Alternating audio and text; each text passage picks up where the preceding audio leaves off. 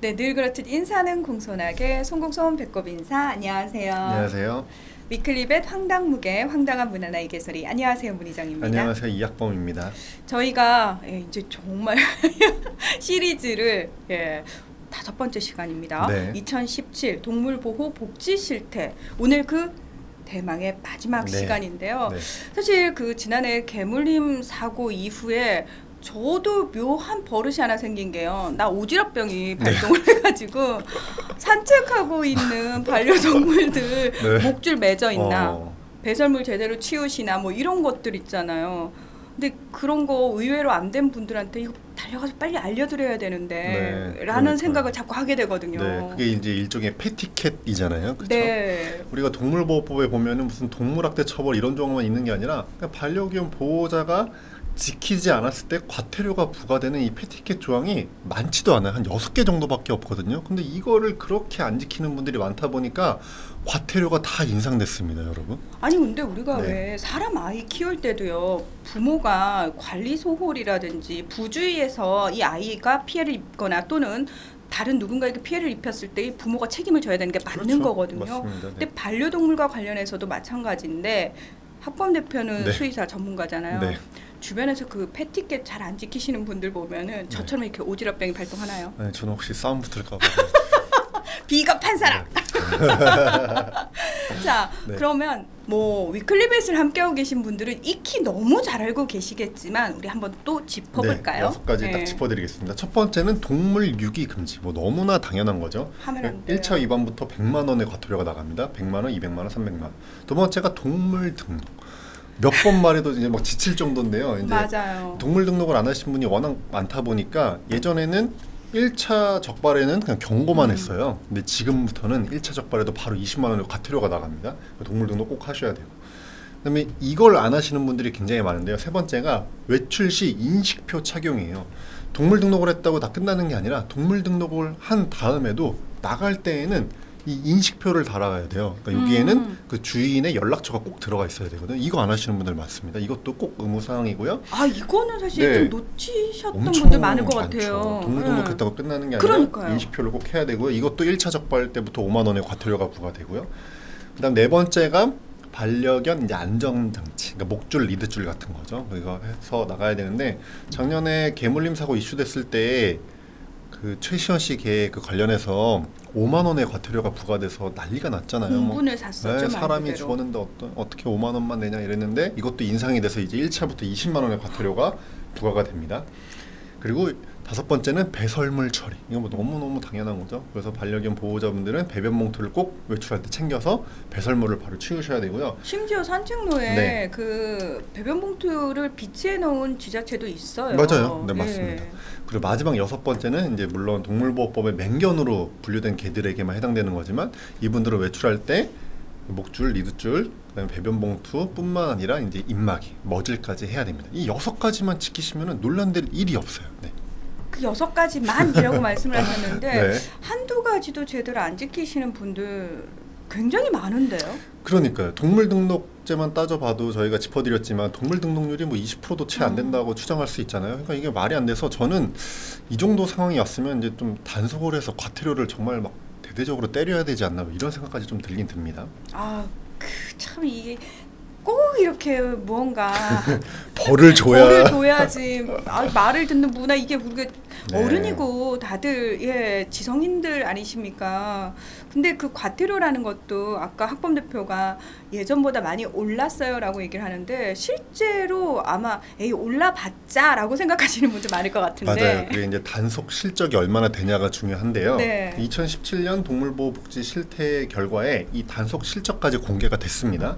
그 지자체에서 동물보호 담당하는 공무원 중에 이제 동물보호 감시원이라는 분들이 있죠. 이분들이 실제 단속을 나가서 과태료 처분 이런 걸 하는 분들인데요.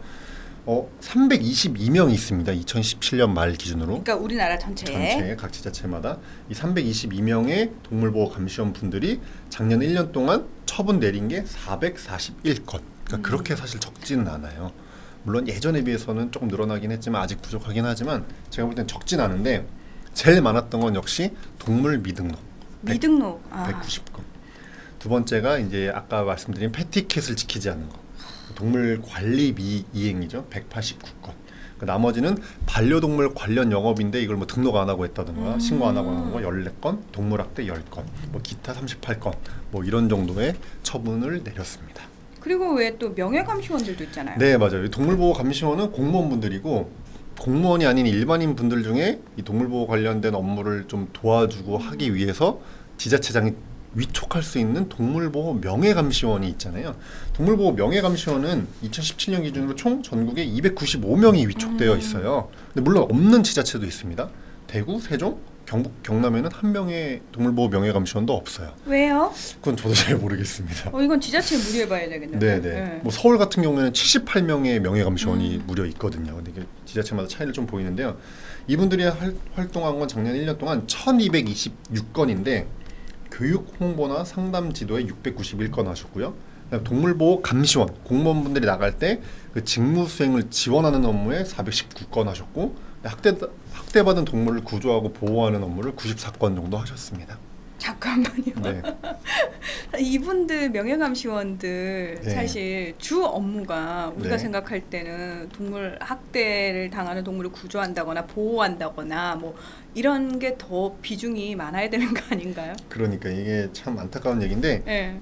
이 여러 가지 뭐 교육 홍보 업무라든지 감시원의 업무를 수행을 지원하는 거 다 명예감시원 업무긴 한데 동물 구조 보호의 업무는 상대적으로 적고 네. 교육 홍보라든지 이 업무 지원이 압도적으로 많거든요. 그러니까 뭐 네. 실제로 같이 나가서 이거 캠페인하고. 패티켓 지키셔야 됩니다. 이거 꼭 하시 뭐 이 정도. 그렇죠.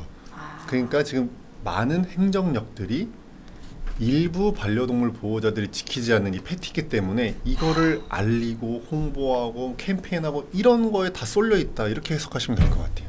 아니 근데요 사실은 반려인들이라면 당연히 지켜야 할 부분에 대해서 지키지 않아서 거기에 또다시 행정 인력이 낭비가 그러니까요. 된다라는 것 너무 자체가 안타깝죠. 네 굉장히 좀 속상한 부분이기도 하고 그렇죠. 예 약간 답답한 게 뭐냐면 아이들한테 어른들 말 잘 들어야 되라고 얘기하는데 왜 어른들은 말을 안 들어요? 난 정말 그러니까 말이죠. 이게 속 터지고 답답한 일인데 네 이제 그 반려인 분들도 진짜 조심을 하셔야 됩니다. 왜냐면은 네. 지자체들이 이제 과태료도 인상했죠. 그리고 5월 달에 대대적으로 전국 지자체가 이 동물보호 캠페인을 다 펼쳤어요. 그러니까 문제는 뭐냐면 캠페인을 아무리 펼쳐도 네, 안 하는 분들은 안 하죠. 한다는 거잖아요. 네. 그러면 방법이 없어요. 네. 그럴 때는 진짜 말 그대로 단속이라든지 처벌이 들어갈 수밖에 없거든요. 네, 그래서 이 지자체들이 7월부터 대대적인 단속에 들어가는데요. 일예로 부산 같은 경우에는 시군구 담당자, 동물보호 감시원, 동물보호 명예감시원, 거기다 경찰까지 포함해서 5명이 한 조를 구성해가지고 이런 단속반을 구성해서 운영을 하는데요. 뭐 해수욕장이라든지 공원 같은 데 가가지고 단속을 해서 걸리면 이제 다 처벌을 내리겠다 이거예요. 아니 뭐 경고에서 끝나는 게 아니고 5월 달에 이미 수많은 홍보를 다 했다. 이미 충분히 했기 때문에 이제는 이 인상내 과태료를 이제 때리는 시점이 왔거든요. 근데 이게 너무나 웃긴 거죠. 행정력대로 소미가 되고요. 소모가 되고요. 받으신 분들은 돈 내야 되니까 기분 나쁘고. 나쁘죠. 이게 뭐 하는 거냐 이거죠. 그냥 이런 거 하기 전에 우리가 스스로 다 지키면은 문제가 없는데. 네. 그래서 이런 좀 낭비를 좀 줄였으면 하는 바람에서 짚어드렸습니다. 네. 휴가철이어서 사실 바닷가로 또 해수욕장에 동물들 데리고 가시는 분들 상당히 많을 텐데요. 뭐 단속 이전에 다른 사람들과 함께, 그러니까 비반려인들과 함께 이용하는 시설이기 때문에 그 부분에 있어서 패티켓 당연히 지키셔야 되고요. 또 하나가 휴가철과 관련해서 아까 동물보호법에 명시된 반드시 지켜야 할 내용 중에 첫 번째가 유기하면 안 네. 되는 거잖아요. 이렇게 또 동물 유기가 많이 발생하는 철이 휴가철이거든요. 절대로 그런 일이 올해는 좀 없었으면 그런 뉴스 더 이상 보지 않았으면 좋겠습니다. 예. 자, 반려인들이 먼저 지켜야 하지만 비반려인들로부터 우리 동물이 예쁨 받을 수 있고요. 우리도 존중받을 수 있습니다. 오늘 위클리 벳은 여기서 마무리하겠습니다. 함께해 주셔서 고맙습니다. 감사합니다.